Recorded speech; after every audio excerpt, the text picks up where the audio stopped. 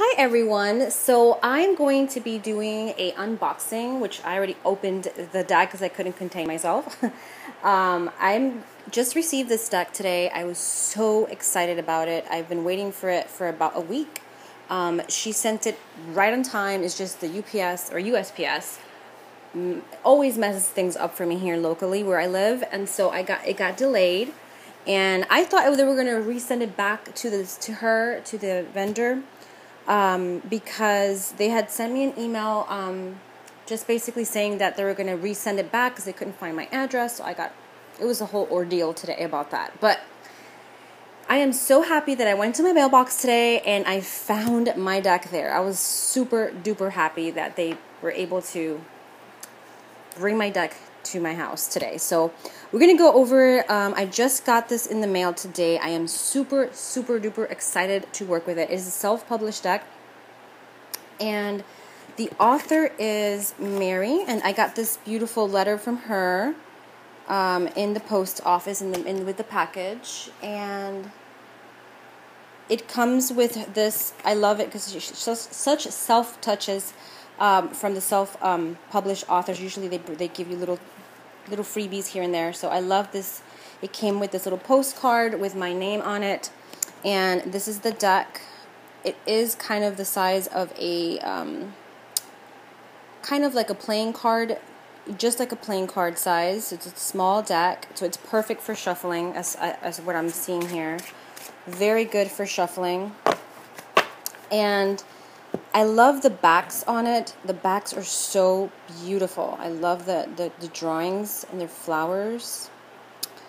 And the book that comes with it is really awesome. It's a little booklet.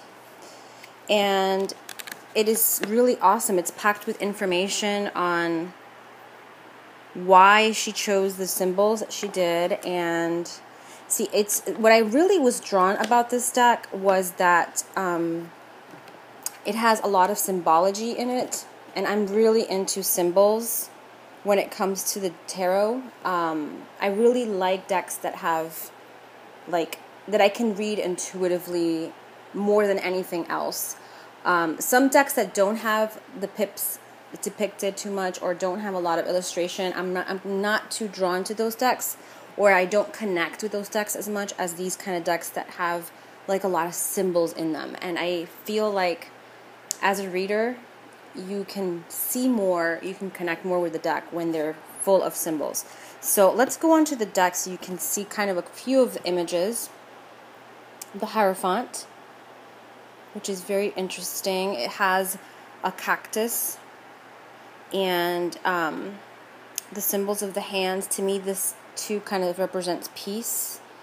The cactus can represent kind of like, the cactus to me is a plant that has to do with dryness, with waiting, with patience. But let's read what she has to say about it in the booklet. The Hierophant, just to see kind of where it is. Okay, it says spiritual leader or a figure. In the card I drew a cerebral, or I'm not sure how you pronounce that, cactus because of their spiritual significance to me. Okay, it's called the saguaro. Is a sacred plant, a guardian, and an ancient. It is a sharp and unbending in its ways. They can survive in sometimes dire environment, devoid of water, but inside they are well. I look to the imagery as an example of how I want to have my own power in the world. I want to be strong in myself, that I am a fertile well, even when the environment around me is void of water, which brings all life. I can be unmoving and unbending in my inner strength, which is amazing. That's a very beautiful image, or a beautiful symbol of the Hierophant. The Hierophant is very much connected with wisdom and guidance, a lot of wisdom and guidance and higher knowledge. So this is a very good, depiction of that, a good image of that. Let's look at another image. We have the Chariot. In the Chariot, she says, no one can stop you. It's hard work, no doubt, but you are a force to be reckoned with. The tree represents strength, a giant natural force. The boxing glove represents your unstoppable force. Represents and results cities of achievement arise from the clouds. The gain may not be physical but mental as well. So a lot of symbols, right? A lot of symbology in this deck, as you can see. Really, really like that.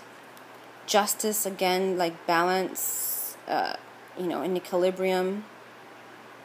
And then she goes into why. And she has this one as number 8 in this deck. Usually Justice is number 11. But this is number 8. So I really love her book, because the little booklet that comes with it, because she really gives a lot of information as to why she chose the images and the symbols, and it makes sense. And really, when you read it, it makes a lot of sense. So Justice is another one here. The High Priestess.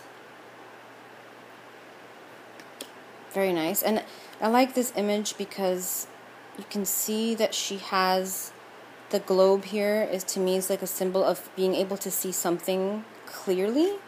But then we have the snake kind of coming out of her mouth, which is very interesting to me. Because the snake can represent many things, such as it could be good and bad. The snake to me can have both meanings. It can represent deceit.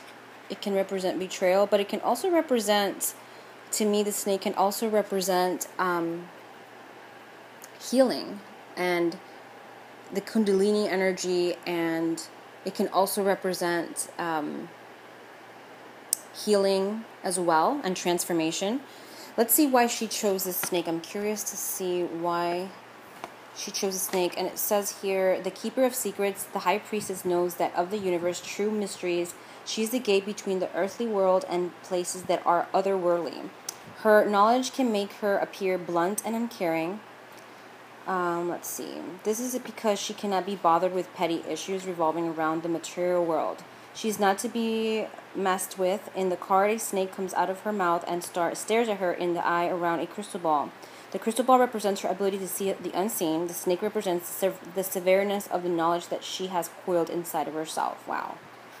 That's amazing. And yet, like I just said, the snake is such a powerful energy, or such a powerful animal symbol, that in spirit, animal medicine, that it really has a lot of meaning, and it can represent so much. So this card is beautiful.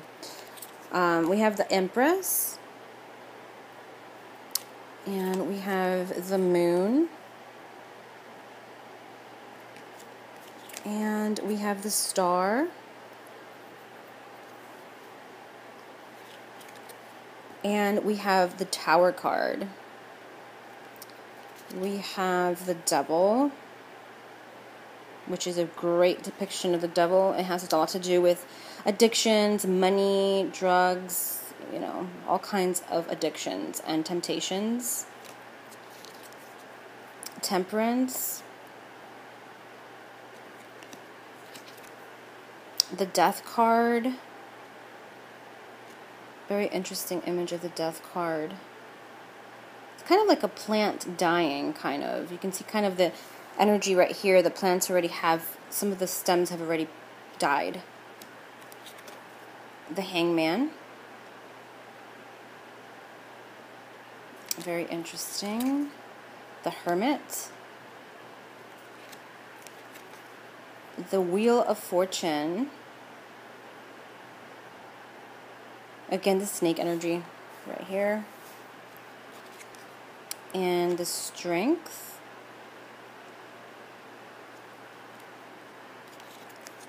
The Fool.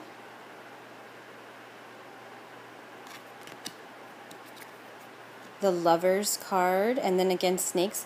Again, the snake energy to me is very, like I said, powerful. So very interesting how she chooses the snake a lot in her cards. Let me see the Lover. She has them here as well. And she has a lot of energy here. She says here, what else she has here? Let me look for the Lover's energy. And it says in the Lovers represent a new budding relationship or friendship. Snakes can represent eternal love. I also see them as sexual symbols, which is very, very true. These lovers are entwined, but in the corner, a star demands attention. The star is a choice, a decision that needs to be made for the relationship to continue to the next level. Very nice. So, see, that's why I was very drawn. I'm usually not that drawn to black and white decks, but I was very drawn to the symbol of this deck. The symbology of it is what really caught me, and how she really chose each symbol very carefully to show her card, the meaning of each card. The Magician, the ability to manifest, to me, is this card. Whatever you want. Very beautiful. The Emperor,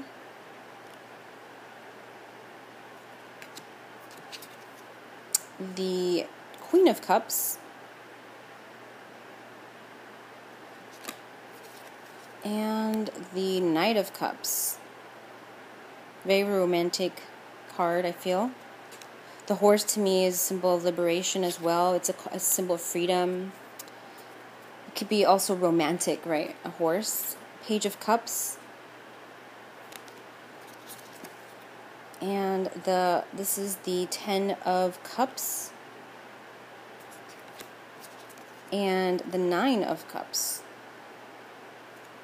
So I'm not going to go over each card. I'm going to probably do that when I do a formal review, but this is just an unboxing that I wanted to share with you guys. 8 of Cups. I know there's many people that have already done a full review on this deck, so I might not do the review. I'm still reconsidering, but I might do it. I'm not sure. 8 of Cups. I have seen really, really good reviews out there on this deck. Really awesome reviews. So, but I might do it on my perspective. This is the 7 of Cups. Very good one. I like this one because you can tell the different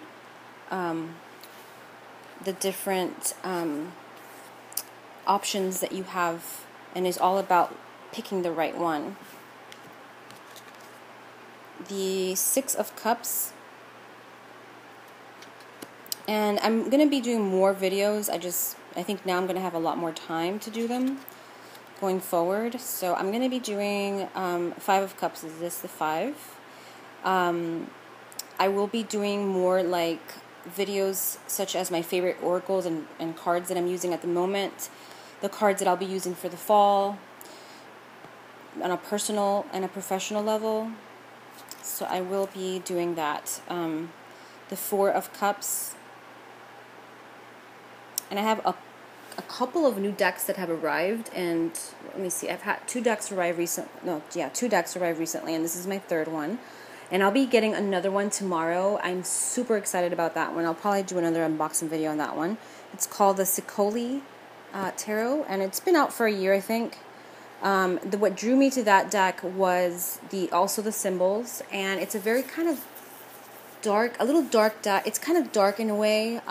It's really showing a lot of the doll-like figures, but I was really drawn to the deck because it's really good for like shadow work and for if you want to work on journaling. So I am starting to journal with my decks. 3 of Cups, and I was really drawn to that deck. So for the work I want to do now in the fall, and I also want to do some ancestor work as well. So I was looking for a deck that's very that has a lot of non-traditional symbols, so that I can kind of get more out of the deck or get different energy from it. 2 of Cups and the Ace of Cups.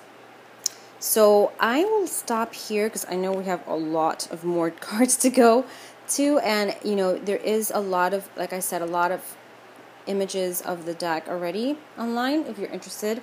I am going to be posting the link of the seller. That she is amazing. She sent the deck right away to me. It was a very fast delivery. Like I said, it got delayed because of the USPS. It wasn't her fault. It was the postman that he got the package lost. But I would have gotten this deck probably by Saturday, but yeah, he lost my package, so I was kind of mad at him. So anyhow, this is the unboxing of the Spirit